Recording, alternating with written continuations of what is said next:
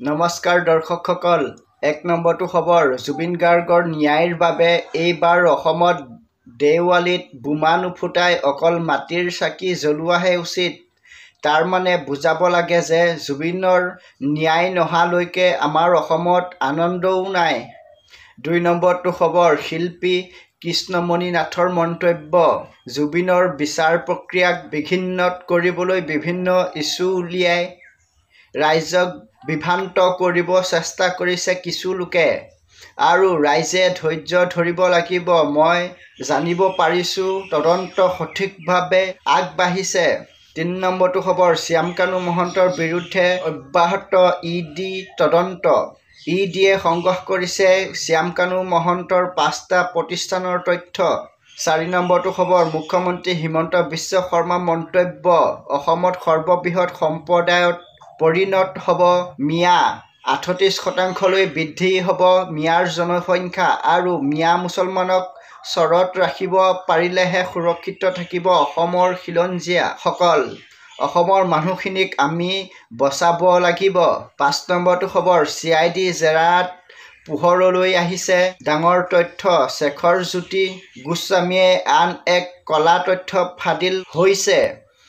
জুবিন গাৰ্গৰ জোনালী ষ্টুডিঅ'ত নিৰ্মাণৰ নামত শেখৰজ্যোতি আৰু সিদ্ধাৰ্থই লুণ্ঠন কৰিছিল লাখাধিক টকা। জুবিন গাৰ্গে ব্যৱহাৰ কৰা সোণৰ মাইক্ৰফোনটো আছিল ৬ লাখ টকাৰ। শেখৰ আৰু সিদ্ধাৰ্থই ১৬ লাখ বুলি কৈ জুবিনৰ পৰা ১০ লাখ টকা লুণ্ঠন কৰিছিল। ৬ নম্বৰটো খবৰ। মুখ্যমন্ত্ৰী হিমন্ত ডাঙৰীয়া ঘোষণা। অৰুণোদয় আঁচনি টকা সোমোৱা নাই যদি তেনেহ'লে চৰকাৰক অভিযোগ দিয়ক। হেল্পলাইন নম্বৰটো 036122370054। অসমৰ ৩০ লাখ মহিলাই অৰুণোদয় আঁচনি টকা পাবই। ৭ নম্বৰটো খবৰ। যোৱা নিশা সোণাপুৰৰ জুবিনৰ সমাধি ক্ষেত্ৰত উপস্থিত গৰিমা গাৰ্গ কান্দি কান্দি জুবিন গাৰ্গৰ বাবে ন্যায় বিচাৰিলে আৰু সামাজিক মাধ্যমত জাষ্টিছ ফৰ জুবিন গাৰ্গ লিখিবলৈ সকলোকে আহ্বান জনালে। ৮ নম্বৰটো খবৰ। ১০ অক্টোবৰ তাৰিখে ADRE পৰীক্ষাৰ ফলাফল ঘোষণা কৰা হৈছিল। ADRE পৰীক্ষাত অসমৰ বহুত দুখীয়া পৰিয়ালৰ যুৱকে চৰকাৰী চাকৰি লাভ কৰিলে। বিজেপি বা হিমন্ত চৰকাৰ সময়ত, আগতে কংগ্ৰেছ চৰকাৰ সময়ত টকা ঘোচ দিলেহে চৰকাৰী চাকৰি দিয়ে বা পায়। তাৰ মানে ধনীসকলৰ টকা আছে, টকা দি চাকৰি পায়, ধনীসকল আৰু ধনী হয়।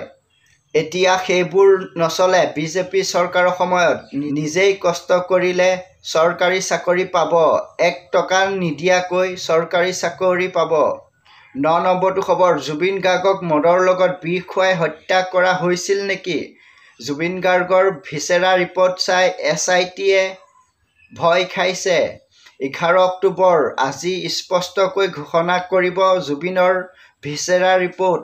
১০ নম্বৰটো খবৰ। ২০২৫ বৰ্ষৰ শান্তি নোবেল বঁটা আগবঢ়োৱা হ'ল মাৰিয়া কৰিনা মাচাডোলৈ। ১১ নম্বৰটো খবৰ। যোৱাকালি ডিব্ৰুগড়ত মুখ্যমন্ত্ৰী হিমন্ত বিশ্ব শৰ্মা অনুষ্ঠানলৈ অহা মহিলাসকলৰ মন্তব্য। আমি আঁচনিও পাব লাগিব আৰু জুবিন গাৰ্গক ন্যায় পাব লাগিব। জুবিন গাৰ্গক ন্যায় দিলেহে ২০২৬ৰ নিৰ্বাচনত ৰাইজে বিজেপিক ভোট দিব। ১৩ নম্বৰটো খবৰ। মাজুলীবাসী ৰাইজৰ ডাঙৰ গুৰুত্বপূৰ্ণ সিদ্ধান্ত।